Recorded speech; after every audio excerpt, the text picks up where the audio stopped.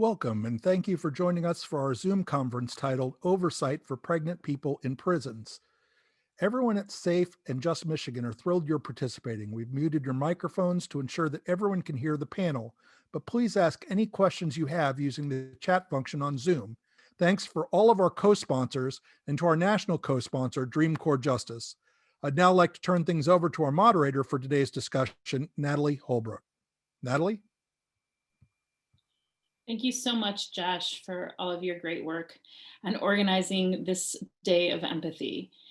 Hi, y'all. My name is Natalie Holbrook, and I am the program director for the American Friends Service Committee's Michigan Criminal Justice Program. I've been part of Siwatu's Freedom Team from pretty much near the beginning. I came in as a person to help with the policy pieces of the work that the team wanted to see done while Siwatu was still imprisoned. And she will talk about the configuration of the Freedom Team and all of the work we've been doing for the last many years on trying to get legislation passed to end shackling of pregnant women completely in Michigan's prisons, and to create standards of care for pregnant women in the women's prison, and also to create an entire oversight mechanism for the women's prison, the one women's prison here in Michigan. And we are aiming to get oversight of all of the prisons, but have started with the women's prison. So Siwatu-Salama Ra is with us today, and so is Brian Merlos from Senator Geiss's office, who has been, Brian and Senator Geiss have been really amazing allies and advocates in this work throughout.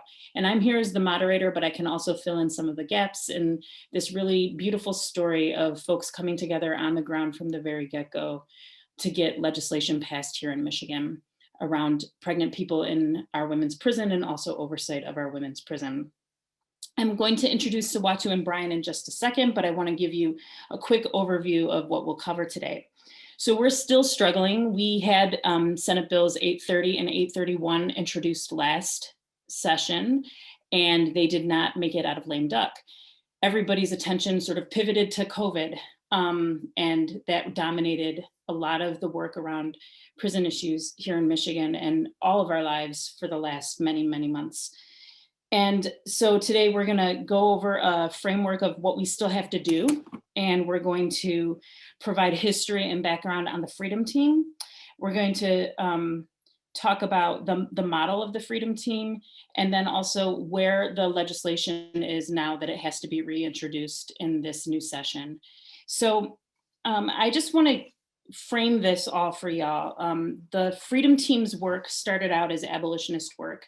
And what do we mean by abolition? We mean that we want a world without prisons. And sometimes people think that that is sort of outlandish or otherworldly, or something that we can't achieve in this lifetime. We believe with all of our hearts that we can achieve it during this lifetime, and that we have to flip the prison inside out, show how dangerous it is, the conditions of confinement are in our prisons, and show that prisons actually recreate violence and perpetuate harm. They don't do anything to alleviate it. For the most part, what kind of rehabilitation happens in prison is because people have self-motivation, and it's in spite of prison, not because of prison. And so always from the beginning, this work has been rooted in an abolitionist frame. We're addressing the conditions to show you all what happens, the public, what happens inside of our prisons. Why do we even have to fight to get a ban on shackles of pregnant women in prison, or to stop guards with guns from being able to stand in a labor and delivery room? Why does that even happen in this society?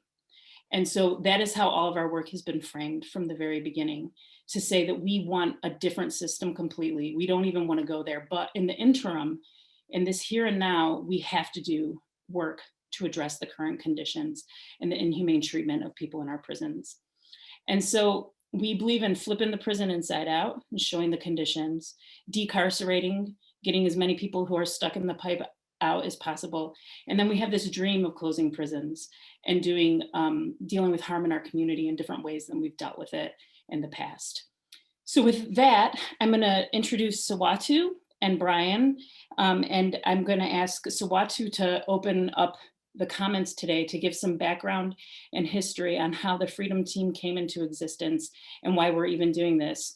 So Siwatu-Salama Ra is my dear friend in this work. I'm so thankful and grateful for her.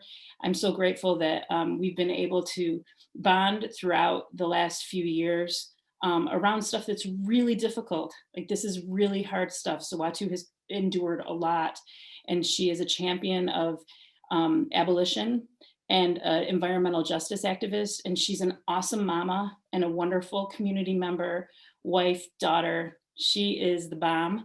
And so Sawatu, if you could go ahead and tell us a little bit about your story, and know you can tag team me for anything that you want me to cover around the harshness of the conditions you experienced inside. Yeah, thank you, Natalie. And thank you, Safe and Just Michigan, for having me to talk about the Freedom Team and where we've come since my own entanglement with this unjust system in a lot of ways. And so many of you know, or may not know, that before I was incarcerated and a prisoner of this state, or before I gave birth in prison, right? Before I held that title or before I experienced such a thing, I was also very much so involved in my community as a environmental justice and climate justice organizer and activist. An organizer who challenged industry and institutions and fought against the horrible realities of what racial capitalism and the ways that it shows up in our communities. And so that is kind of like where I come from. And so, you know, rooted in movement, rooted in system changes and the ability to transform and change the conditions of our communities. And so I come from that, right? That's where we hold one another and so and it's my children in the background, thinking about all of the parents who are parenting through this pandemic and thinking about that. But when I was going through my court case, or when I was initially convicted and sentenced to serve a 2-year prison sentence, that is when I knew that I could only save myself by reaching out to my community.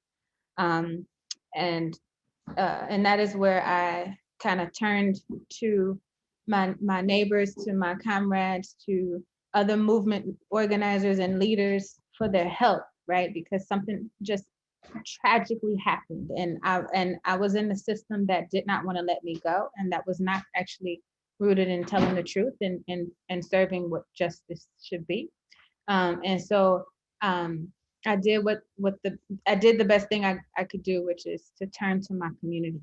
And that is kind of where the Freedom Team birthed itself, right? In this very beautiful, though it is through tragedy and crisis, there was also such beauty in the ability that this unlikely group of organizers came to my aid, right? You know what I'm saying? Came to support me. And these are not many of them were not people who fought directly against like mass incarceration or prisons.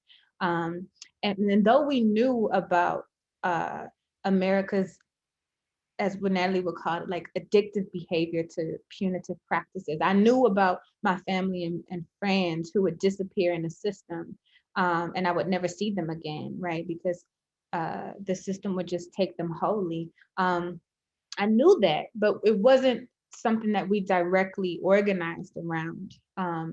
And as an environmental justice organizer who was then entangled in this system, I had to use some of those same ways that I would advocate and organize against industry and institutions that brought harm into our communities, against this very aggressive and messed up system that was now the prison industrial complex, and how it existed in my life and in my community. And so that is where the Freedom Team came about.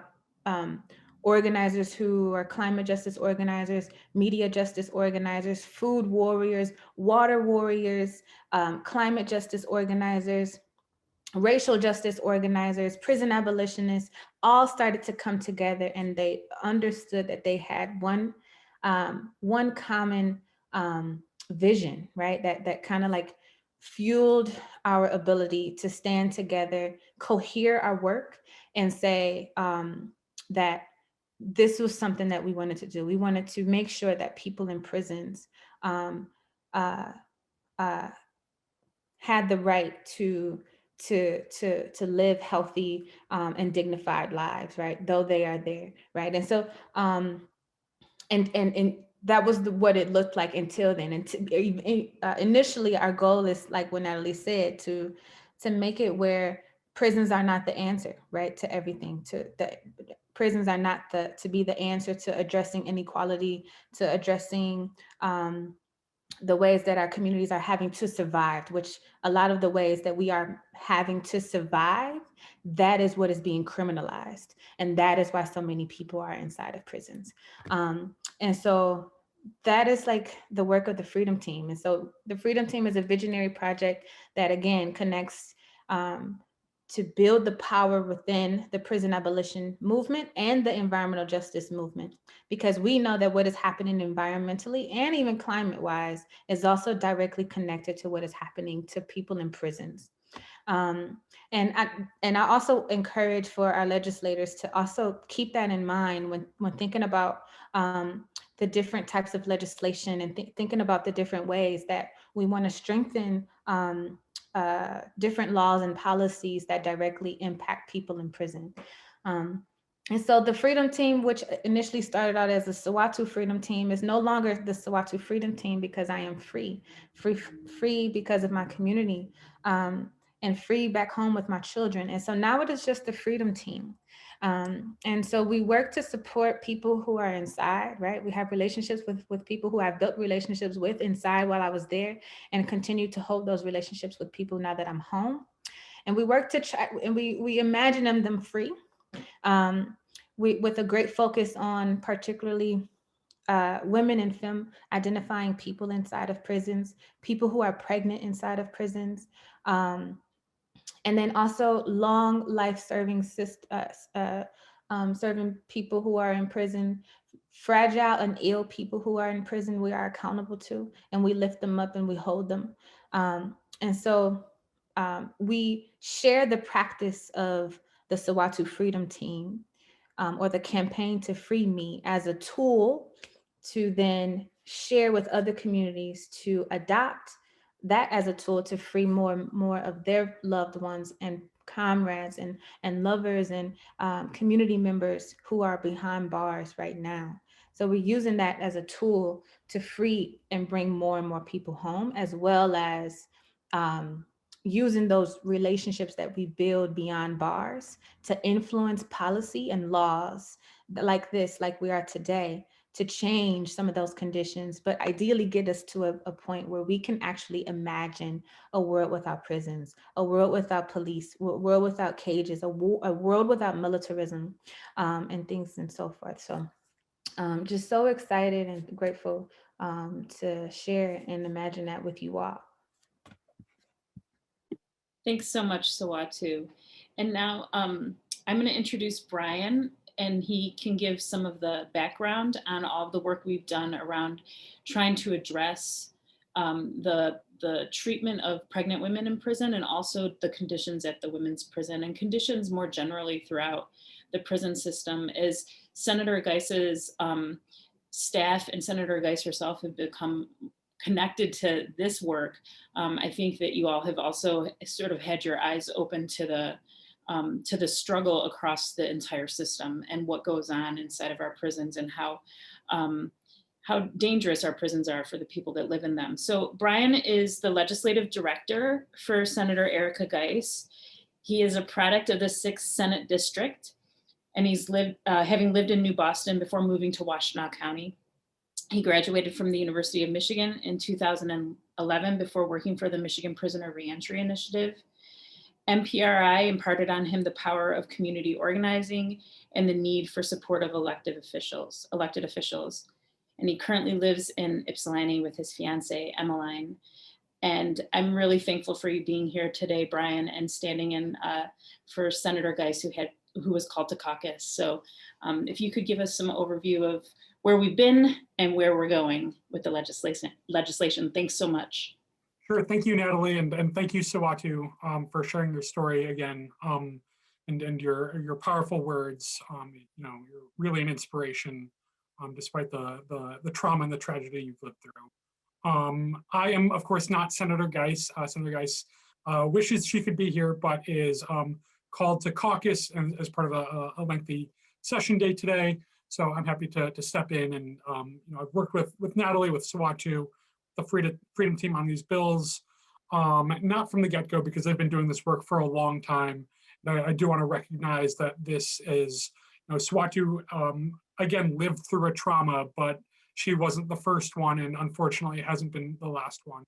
I'm going to talk a little bit about some of the other reports that folks in prison have filed, noting some of the just terrible conditions that they've received, and we've noticed a trend that more and more pregnant women and pregnant people are being sentenced to prison during their pregnancy, which is a real challenge for the folks who are living this experience, but also a challenge for the health system at the prison.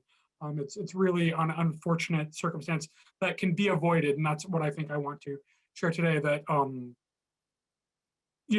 this happened. This didn't need to happen, and we are working to make sure it doesn't happen again. Some of the inhumanities that folks have endured, including shackling upon transport, shackling directly after giving birth, both vaginal births and C-sections, infants being directly removed from their mamas, right after being born, without skin-to-skin contact, which is just an awful trauma for the mother, for the baby. Really, it's inhumane that folks are being forced to live this. Lack of supportive care in the facilities, both prenatal and postnatal. We've seen a rise in folks who have been sentenced with opioid and methamphetamine addictions, and not being able to access the treatment they need to endure the withdrawals, and then being cut off from that assistance really rather abruptly, causing a lot of physical pain, but emotional and mental pain as well, and really making one of the hard experiences somebody can live in their life, let alone through labor and delivery. And then, another piece is, having armed officers present in the birthing room alongside the mom and the baby and the medical professionals. So things that can be avoided, frankly, things that, we can do better. MDOC can and should do better. And every time these reports have been filed, it was brought to their attention. Senator Stephanie Chang and Rebecca Warren meeting with MDOC to request, breastfeeding inside the facilities, the ability to pump breast milk, which was denied. Siwatu and others requesting that in prison, denied. Appealing to the warden on site, all the way up through the chain of command at the Department of Corrections to Director Heidi Washington, which was denied. Requests to not shackle across the belly and the abdomen, and leg shackles, which is a tripping hazard for pregnant people, can really cause serious physical harm, which was denied. Loved ones being in the room while giving birth was denied, but later granted by the governor. So there is movement there, but needs to be codified to make sure that as we change administrations, that doesn't come back. These punitive measures don't return. Several organizations banding together to push for the removal of no contact orders, making sure that the mama and the new baby get skin to skin time together right after born. It's a matter of health, regulating the temperature and regulating the blood pressure, spending those first crucial moments together, so impactful, which was denied by the warden to allow that. So we didn't just introduce this legislation with a list of things that we want and need, but we've been there every step of the way, and Siwatu and the Freedom Team and Natalie and all the folks who are helping to organize these great events, really making pushes to know that these punitive measures aren't okay, that you're not just punishing the mama or whoever is sentenced, but also you're punishing the baby as well, and punishing the family as a whole that has to step up to care for the baby. It's not just a single punishment that is being doled out, but it has this rippling effects that continue outward, and not just in an instance, but over the span of a lifetime. Siwatu, Natalie came to Senator Geiss, came to Senator Chang, and we put our heads together and really worked to come up with 2 pieces of legislation in the previous term in 2019 and 2020, working for a couple years to really get some really strong legislation that addresses the concerns and establishes standards of care for folks who are pregnant in prison, on just really the baseline of what is, what will make for successful pregnancies and non-traumatic experiences. Things like banning shackling of all pregnant and postpartum people in prison and during transport, establishing a breastfeeding program so mamas can pump milk, and that can be delivered or picked up by a caretaker of the baby, so that baby doesn't have to go without. Breastfeeding is so important to healthy development. Allowing for a 72-hour bonding period of skin-to-skin contact, the mom and baby, immediately postpartum, making sure that time is established and codified into law, so that can be, so they can have that first initial experience in the earliest and most risky, in a lot of cases, parts of the baby's life.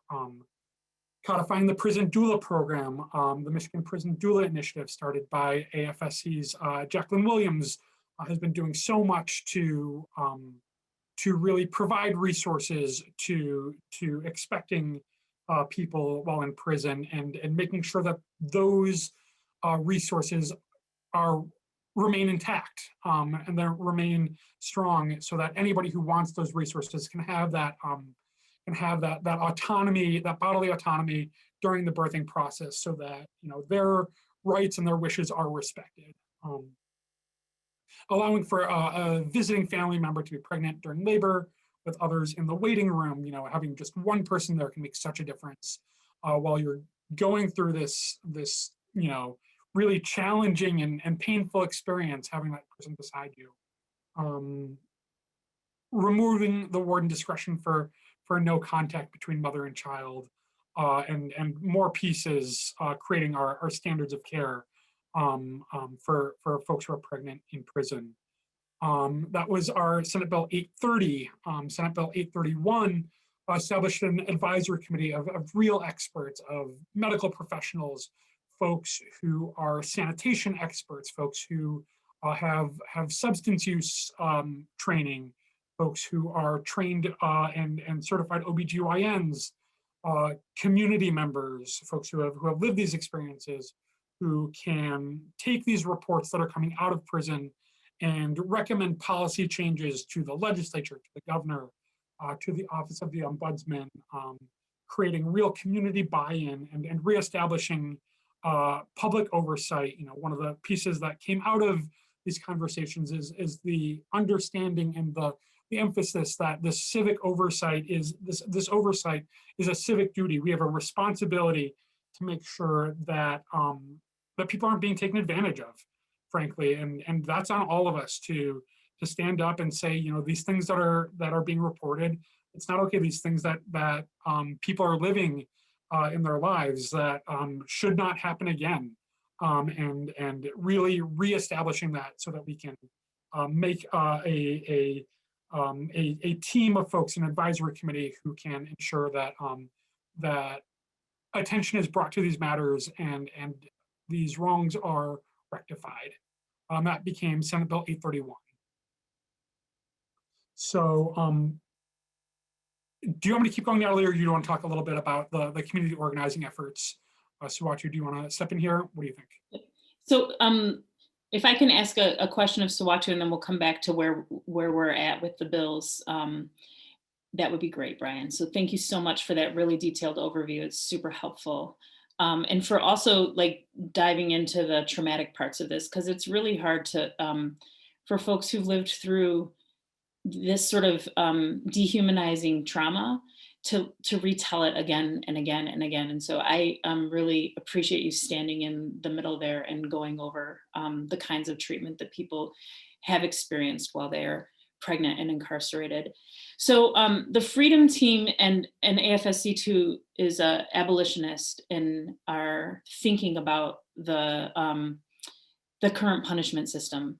And so Siwatu, we've talked about this before about like, well, what would have been ideal for you if you were incarcerated and had to give birth there inside the prison? What would have it looked like? And I want to take this question elsewhere right now, because I think we have to speak that we want to really defer people from prison when they're pregnant or when they're parenting, or we want to stop intergenerational trauma and harm. And so let's say you were caught up in all the circumstances that you were caught up in. Mhm. But what would have been ideal during that time for you, the ideal birthing experience with the heaviness of the altercation that had occurred, all that was still there, but what would it have looked like differently if you never had gone to prison at all? Yeah, Natalie, that's such a good question, because this is where we get to put all of our energy into dreaming up that alternative work, right? That alternative visionary work that we want to see instead of incarceration and people in, you know what I'm saying, being just going off from the streets into from their homes and in their communities straight into a prison cell, because that is exactly what happened, right? And this is like Natalie said, and it's like where we get to be bold and say that people, just for this instance, right? People who are caretakers, people who are raising children, people who are pregnant, to not be sentenced to serve a prison sentence at all, right? To not be sent to prison at all.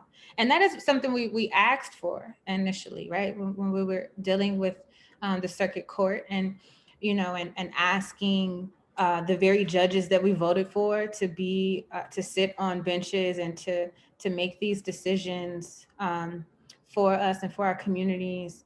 But we asked that. I remember asking the judge, I remember my community asking and writing maybe close to 100, over 100 letters asking that this judge grant us the ability to not go straight into me serving this 2-year sentence, but giving me the chance to give birth at home with my community, with my family, with people who loved me, and then maybe possibly being able to self-report after I had given birth, after I had given my baby, you know, enough, you know, time to bond with me and to be nourished by my breast and, you know, things like that, right? Where, you know, and even that isn't ideal, right? That just would have been better than what happened. And he had the ability to do that. Our judges have the right to say and make those kinds of decisions if they truly had the the benefit of the community in mind when making these decisions, or if they truly understood the dynamics of our communities. And that's also a thing that we are facing, right? We're facing people who are in office and in power who have absolutely no regard to what is actually happening in these communities and what the true issues are and what the needs are of people. And that judge simply told me, and I quote, "She is not the first person to give birth in prison, nor will she be the last. She is going to prison." And I would just, and right then and there was kind of also a big moment for our community to kind of say, like, it was just like a moment of like where we all just kind of like took a gasp of air and said, there is so much work to be done, right? On so many levels. From the way that the police are interacting with us in our communities to when our cases and issues meet the prosecutor's office, to when they land on the judge's bench, to when we are ended up, and then sentenced to serve time. And so, yeah, I mean, we've seen other cities change and implement total deferment policies where people who are caretakers, people who are mothers, people who are fathers, and who are the primary caretaker of little people, do other things, right? And this is where restorative justice happens, right? This is where we get to go into those visionary actions around what community-led solutions to policing and incarceration are. This is where we get to be bold. So, I mean, but even if I did have to go to prison, which I did, right? Things like for me to, what would have looked like to have more than 24 hours with my brand new baby, right? What would have been like to not have like rude and disgusting officers in my delivery room who clutched their gun every time a door opened, right? Who ate in front of me for hours and I couldn't eat a thing. If we just centered safety, right, and compassion in ways that we haven't yet, this can change a great deal for many people who anticipate and maybe will give birth in prison. We want total deferment, but this bill will actually bring about and force the prison system to at least adhere to some of those simple changes that we are calling for to kind of to center healing, not healing, because that is also in spite of the prison, but center safety for mom and baby and family and community. Thank you for that very much. Brian, could you please just give us an update on where the bills are and what do you think the future looks like for these bills? And I also just want to reflect on the oversight piece a little bit. When we are able to get more community folks to see what happens inside of our prisons, there will be heart change. So when you have a body, a civic oversight body that can see the sort of compound that Huron Valley is, which it is a really gross prison, and all prisons are terrible, but it is a super old construction and has a lot of problems going on in it. And so I just want to make sure that folks understand that oversight is about turning the prison inside out, and our tax dollars pay for the prison to exist. We pay the salary, our tax dollars pay the salaries of staff, our tax dollars pay for infrastructure, our tax dollars keep this system alive. And so I think it's really important that we see what we fund and we see what we fuel. And when we see it, we have to, for people who have heart in them, or for their hearts to get ignited, there'll be hopefully a flare where we'll push for change and we will do things differently. But with that being said, Brian, if you could just give us some overview on the status of what's going on with the actual legislation. Sure. Thanks, Natalie. And just to step back a little bit, if I want to go back to the end of 2020, right before lame duck. So, and even further, we introduced these bills at the beginning of March of 2020. Our press conference was, I think, literally the last press conference before the Capitol and before the legislature shut down, and the rest of the state, as you know, shut down. We reconvened as a legislature in late October, early November to bring up these bills as part of then committee chair of Pete Lucido, who was the chairman of the Judiciary Committee, Judiciary and Public Safety, where these bills were assigned to. So he took up these bills for testimony. Siwatu gave testimony. Natalie gave testimony. It was an awesome event where the bills passed out of committee unanimously. However, because it was lame duck, and lame duck means you never know what's going to happen, the bills unfortunately died waiting for a vote on the House floor in 2020. We are prepping to reintroduce them soon this year, getting ready to introduce them. We've got some great conversations ongoing with the governor's office, with folks in the MDOC, to really fine tune some of the details so that we can get everybody on board and present a united front that these bills will make a positive impact, and making sure that there aren't any outstanding liabilities that folks are concerned about, and really trying to dot all the I's and cross all the T's. I saw Kathy post in the chat a question about not trusting express breast milk that was handled by prison staff.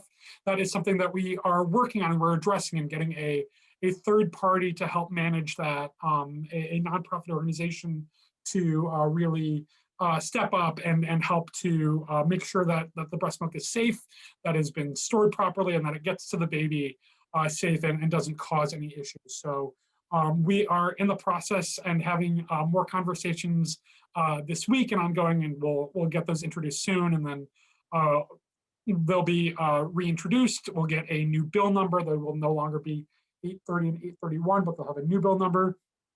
And then hopefully they will be presented in front of now Roger Victory's Judiciary Committee, Pete Lucido is no longer in the Senate.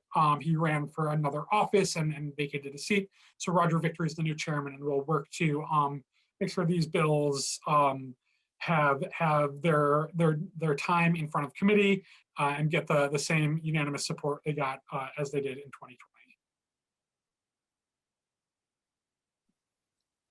That's great. So yeah, we are going to be calling on folks to get involved and pressing your legislators to help get these bills moved once they're introduced. And so if you want to stay connected to this, I encourage you to get with the Safe and Just Michigan. We'll make sure to link you into the work. I see that Siwatu, or there's a question here, Siwatu, and if you could just go into a little bit more about participatory defense and what the freedom team, like what a freedom team model is, and the structure of it, and then also how it ends up doing more political work outside of your defense. If you could just comment on that a little bit. Yeah. So the freedom team, or a participatory defense committee is basically a group of people who wants to leverage their collective knowledge and power to help accompany the person who may be tangled into the criminal and justice system, right? So exactly how my community of organizers, people who was very well versed in how to build relationships with people, how to challenge systems that come after us and bring harm to us. So we were like this is another thing that we need to organize and use our power to challenge, because this is unjust. And it is, and so, you know, the participatory defense committee would normally challenge the very sentencing or tragedy that this person was going to or witnessing within the justice system. So challenging the unjust sentence, challenging or providing support for that person who is now about to enter a prison system or a jail, to have the resources that they need to care for themselves, to care for their families, right? So I'm thinking about all of the fundraising that went into supporting me. I'm thinking about all of the strategy sessions that we all went into to figure out what is it that we needed? What is the language that we need to carry? What is the narrative that we want to push forward that would then fight against the system's narrative of why people deserve to be in prison?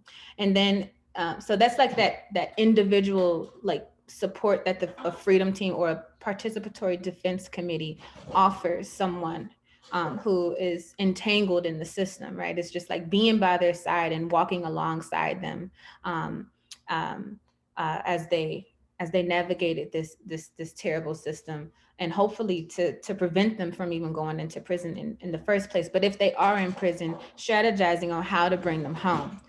And which I think more people really get excited about is that you get to do that, but also you get to take a step back and look at the larger landscape about what is happening, like what is the actual laws that send people to prison in the first place?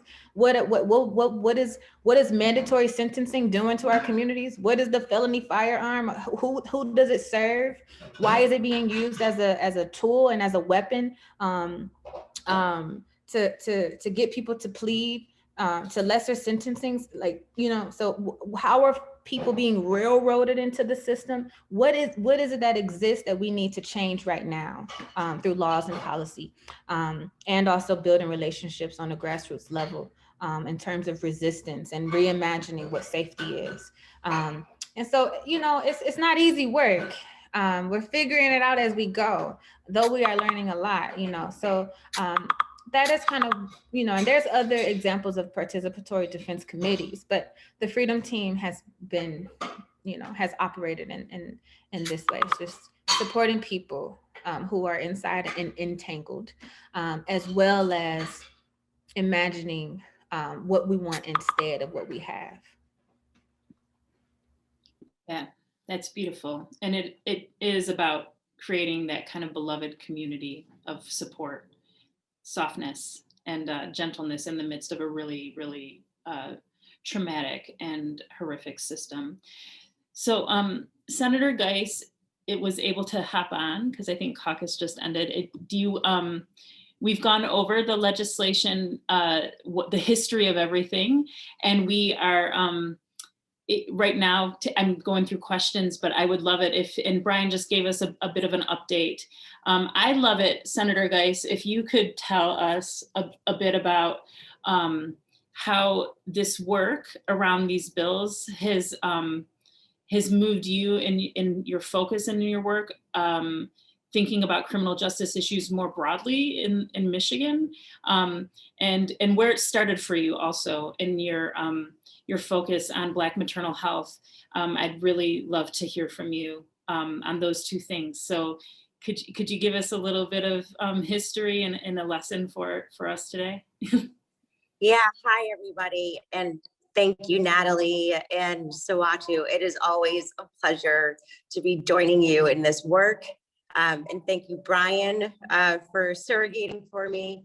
And I apologize, I'm in this weird room, this ante-room off of our caucus room, which is not where we normally caucus now because of COVID.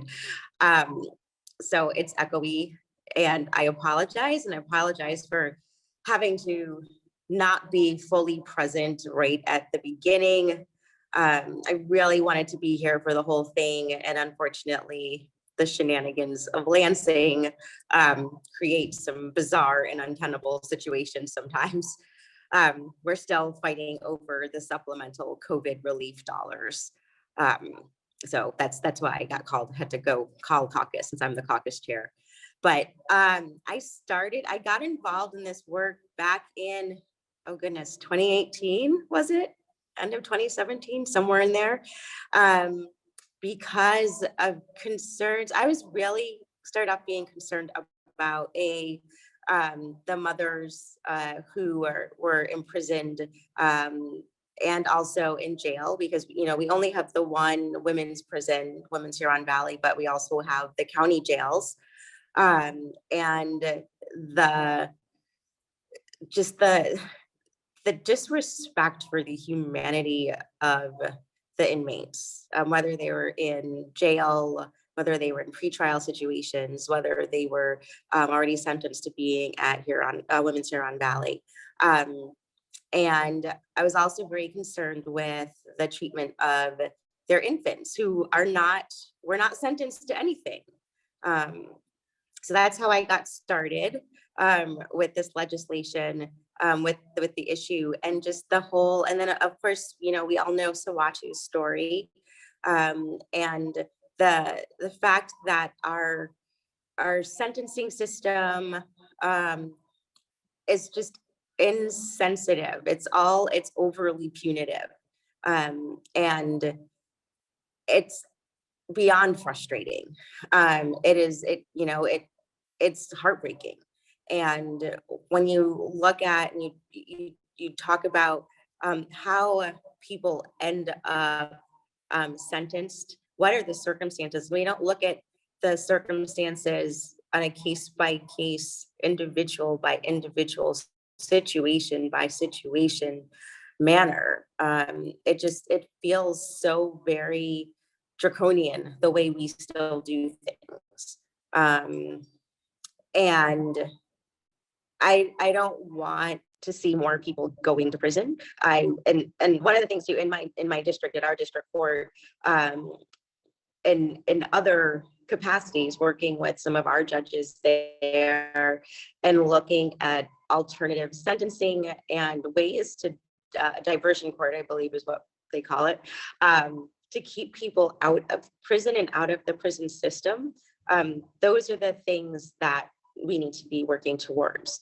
But as we work towards those that shift in mindset, that reimagined future, that doesn't help the people who are currently incarcerated. And so we also need to be focused on the humanity of the people who are serving sentences. And that is, in terms of equity and justice, there's the justice for serving a sentence for the whatever infraction it is.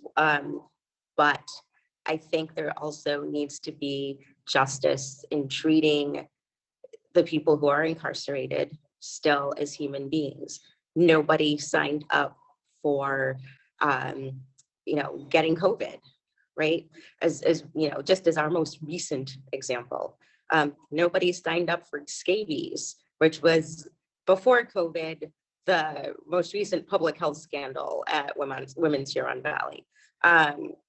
Those are things that people did not sign up for in terms of their sentence. Their sentence should not be additionally punitive. No one signed up for solitary. And there's so many other things that we can talk about in terms of this legislation of the Oversight Commission. Clearly, I think the Oversight Commission is needed. I'm sure many of you saw that MIOSHA is investigating the Department of Corrections. If that isn't a cry out for additional investigatory and oversight methods, I don't know what is. But then there's also making sure that we are ensuring that the infants of people who are pregnant and have delivered are safe and taken care of and have access to breast milk if that is what their mother has chosen for them. That we're doing everything in our power to reduce ACEs scores, so the adverse childhood experiences. And that we are still allowing their children to be nurtured. So it's not just about the individual, it's also about the community. So that's where my mindset is, and in that equity framework and in that justice framework. And I can see, I'm on my phone, so I can't see questions in the chat without having to take it off of video. So Natalie, I'll let you moderate those. And there's a chance I might have to slip out to vote if someone comes in and gets me. So just wanted to give you guys fair warning. Thank you so much for that, that background. I really appreciate it. And I appreciate what's coming up again and again is this focus on community, that this isn't when we send one person away and a pregnant person, when we're sending a pregnant person away, that it's actually impacting families and communities. And even a non-pregnant person, when we're sending them away, it's impacting families and communities, and to always keep that in the forefront of our brains.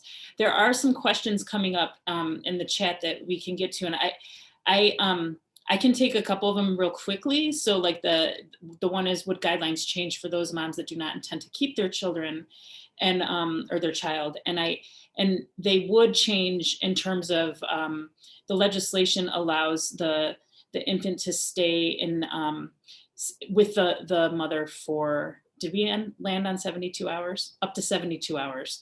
And that would be for all people. People who are, their children are being given up for adoption, or the state has intervened because of CPS or whatever, it would be for everybody. And we still have a lot more work to do on child protective services and children being taken away from their incarcerated parents. So that's a whole other ballgame that we need to attend to. But for this particular legislation, it will allow all of the mothers to remain with their infants for up to 72 hours in order to try to connect people, the child and the mother, and mitigate the trauma of separation. And then this question about prisons being built for men, which they were, and how what that actually looks like in reality, because it did come up in the last panel, and it's a good thing to explore, because we do tend to focus on men.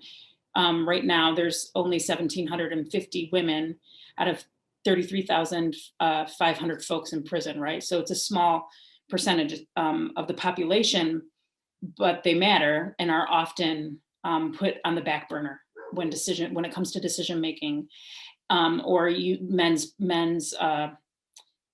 policies influence the women's policies. And so I'll give a quick example, and then Siwatu, if you have anything you want to chime in about around how the women's prison is built for men. Please do so. But here's a quick example. A few years back, in men's prisons across the department, men were using the toothbrushes. They would meld a razor into a toothbrush, a regular toothbrush, and sometimes cut other people. I don't know of one incident of that ever happening in a women's prison, but when the department responded to these shanks, they took long-handled toothbrushes away from everybody. They took them away from the women and the men, even though nobody in the women's prison was creating shanks out of the toothbrush. So now the toothbrush, I should go grab one out of my bathroom. Somebody once sent me a bag of them for payment for advocacy services. It was really sweet. But I have this little tiny toothbrush, and that's what people have to brush their teeth with. And so the women also have to. So when things happen, it impacts the entire system. Even the visiting policy, which is very draconian and kept women from being able to see their nieces and nephews. All of the incidents that took place, while there may have been women involved, it all happened in men's prisons. It didn't happen in the women's prisons that made the draconian visiting policies of the Department of Corrections. So that's a quick response to that, sort of. And Siwatu, do you have any other reflections on that?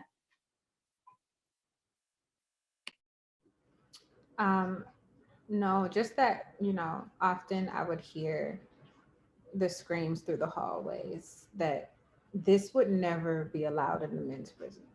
And that referring to women screaming out to guards or to the administration or whoever was, in charge that could hear those screams, for them to hear that the things that they were doing to the women and people inside Huron Valley, they could never get away with in say a men's prison, right? Because, and that comes from like men being,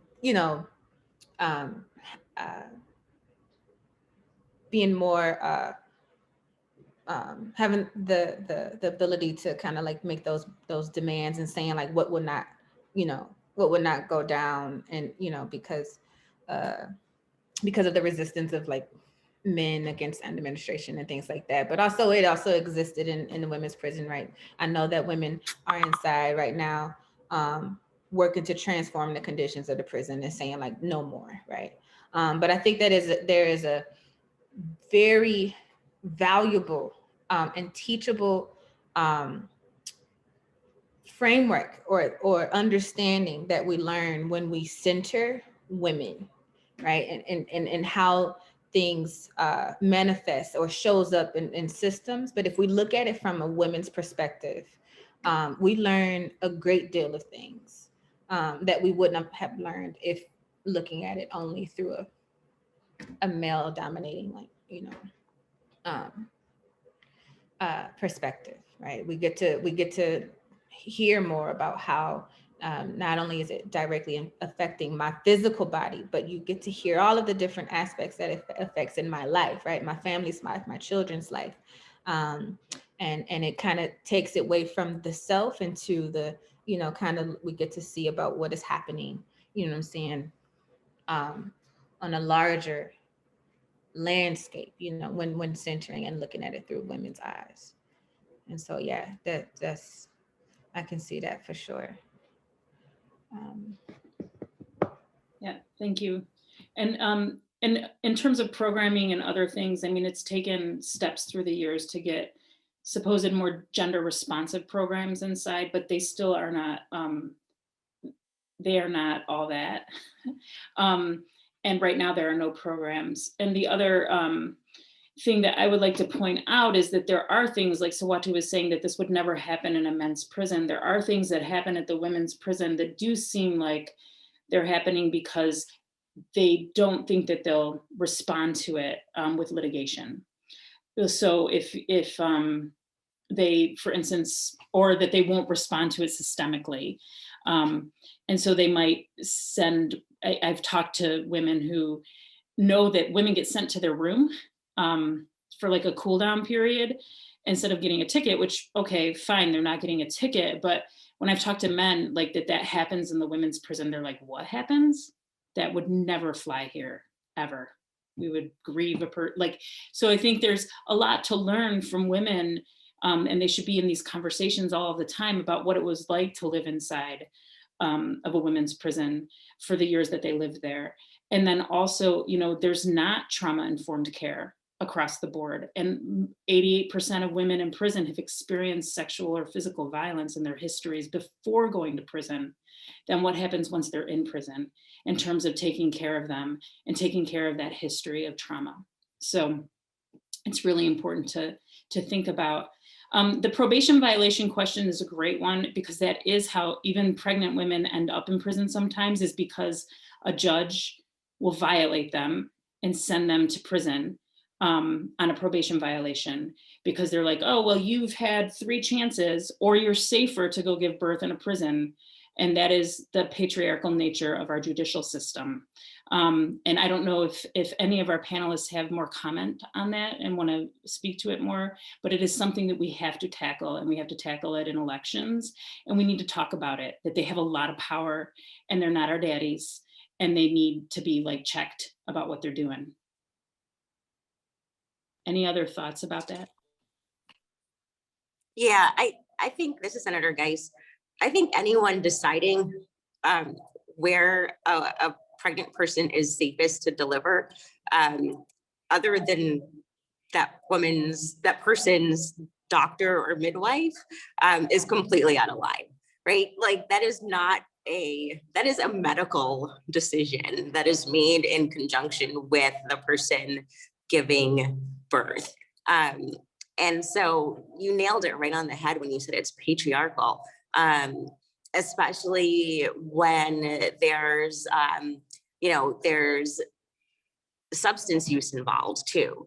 And one of the things that occurred when we had the hearing last year, in the Senate Judiciary Committee, is one of my colleagues asked specifically about substance use disorder, but he framed it in a way that it was substance abuse, and wanted to see on the Oversight Commission someone who was well versed in substance use disorder issues, not realizing that there were people already on just who were described as who would be on the body who would have been. So this whole notion of wanting to protect a person from themselves by imprisoning them is just so completely backwards and bizarre, rather than trying to make sure that we are actually helping the individual within their community spaces, and in a way that doesn't involve the incarceral state. It's absolutely ridiculous. And from a budgetary standpoint, like the state would save a lot of money not incarcerating people and having them have that community support and help, and investing in that community support and help, than we do, on the prison system. So yeah, there's so much work that we need to do. And I think there's probably a number of judges who would prefer not to incarcerate people, pregnant people, but because of the way the sentencing guidelines are, so we have to fix those as well, end up having their hands tied, so to speak. They don't have another way to really address keeping someone who technically should, for whatever reasons, go, but they are expecting. So there needs to be some other methods. We need to burn it all down and start it over from the beginning. We need to really address. I'm very frank these days. If anyone follows my Twitter feed, but we really need to address some of these other limitations that have gotten us to this point that is just unhealthy for any type of community, to be able to be a nurturing place where people can thrive and sustain. For sure. Tear it down and rebuild. So I'm gonna ask folks, and there are, last I knew there were 2 people currently pregnant at the Valley. In the statistics up until we had the COVID, there were about 30 women per year giving birth at the Valley. I think that's right. Was that the right statistic? I think it's right. It has been on the increase in the last many years, and that's partly why we have been working on this legislation. But COVID, even during COVID, judges have sentenced people to prison, which is really unfortunate. So I'm going to ask folks to give some closing comments, so that, thank you, Josh. And let's talk about next steps and how we can get involved, and how the public can get involved, and what our vision is for the future. So Siwatu, do you want to lead us off? Yeah, I think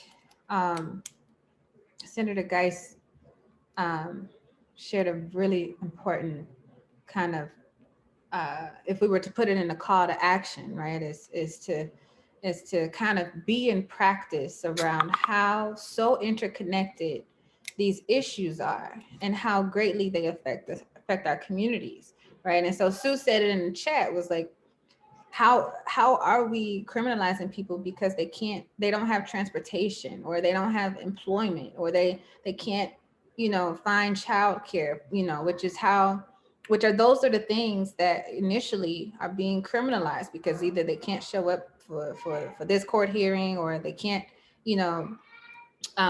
show up in this way.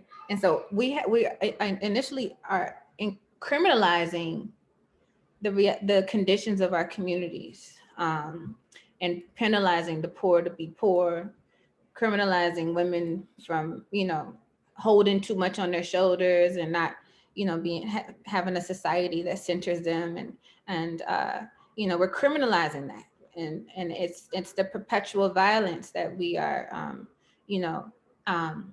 seeing this system do to our communities, right? And so I want to kind of be more in that practice. Like, prisons don't exist because they just exist. They exist, and they are what they are because we have allowed them to be.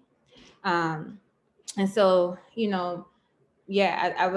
I would say, even if you are not directly working around prisons or people who are in prisons or jails or detention centers, but that you exercise a new muscle, to try to make your current work, rather it be education, rather it be food, or rather it be, any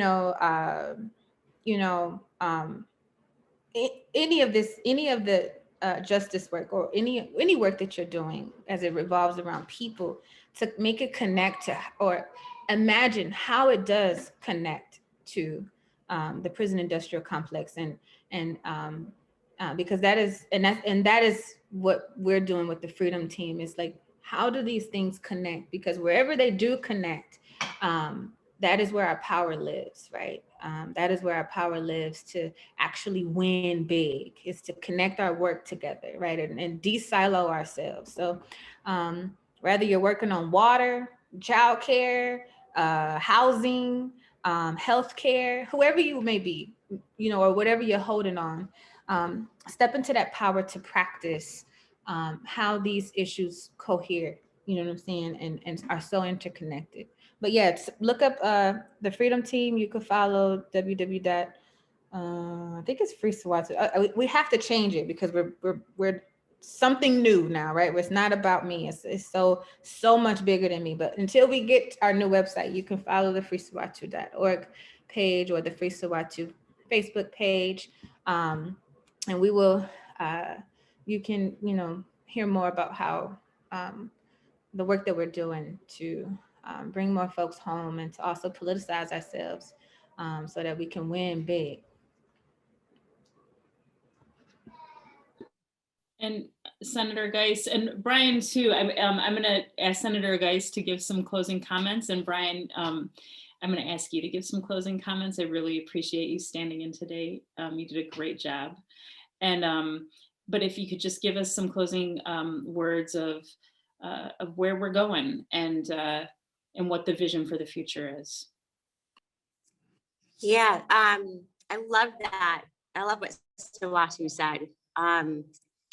Oh my goodness, I learned something from Siwatu every single time. Getting out of our silos and seeing how interconnected everything is.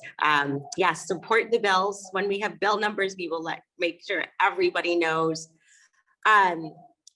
This is the day of empathy, right? And I think keeping that empathy centered in how we think about, how we approach, how we advocate for people who are incarcerated, people who are about to be incarcerated, people who were formerly incarcerated, right? And that's a lot of people. I don't think folks realize how much of our population that is.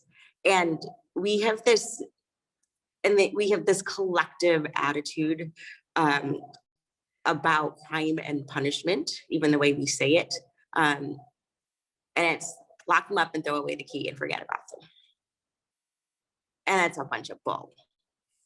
It is cruel. That is cruel and unusual punishment, because they are still connected to someone. Someone still loves them, right? And so we have to have empathy, not pity. empathy in how we are approaching this justice work. Because it's not just justice for whoever the victim was, but also, or is, because sometimes the victim is themselves, depending upon, as Natalie said, what those traumatic experiences they had prior to being incarcerated. So I think that we need to approach this work from centered in empathy and some stuff centered in love and in justice. And I think it is about freedom, freeing people from the incarceral state, freeing our communities from the incarceral state. I don't know how we can call ourselves civilized, quite honestly, and be willing to put so many people in cages in horrid conditions and act like it's okay. And we need to stop that, and we need to get out of that mindset and figure out how do we address when something has been done to the community. How do we address that, but without adding and inflicting more pain on individuals and their families and their communities? So I bring it right back, as I said before, to empathy, empathy, empathy, empathy. So, and I'll turn it over to Brian. Sure. Thank you, Senator Geiss, and thank you, Siwatu and Natalie, for your powerful words and your leadership on these issues.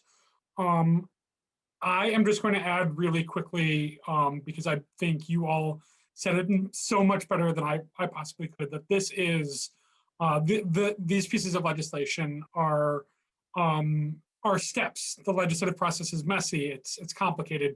These are steps on the pathway toward abolition, to making sure that these traumas aren't endured again, and that a better future is possible. And it's on us together to create the future that we want. Our bills we're working, and we're crafting and legislating, but this is just the beginning for what we can accomplish. You all are so beautiful and brilliant. I thank you so much, like just from the bottom of my heart. This is what this work is about, y'all. And I'm so grateful. So thank you for being here with us today and staying in this fight, this struggle. The struggle keeps going on, and we have so much work to do, and we will keep at it until the walls do come crumbling. I really believe that. I'm going to pass this over to Josh to close us out. And to everybody who's participated in the Day of Empathy, thank you for being present. Thank you for your love and for your heart in this work. Thanks, Natalie. And thank you to all of our panelists and to our co-sponsors and our national co-sponsor, Dream Corps Justice. Safe and Just Michigan and the Dream Corps thanks you for participating in today's event. We'll be hosting more webinars down the line, so please keep an eye out throughout the spring and summer. On the screen, we have included several ways that you can keep in contact with Safe and Just Michigan. We look forward to connecting with you soon. This closes out Michigan's side of the Day of Empathy, and so I hope everyone will participate in the national panels later today. And thanks again for participating in the Day of Empathy today. Hope everyone has a wonderful day.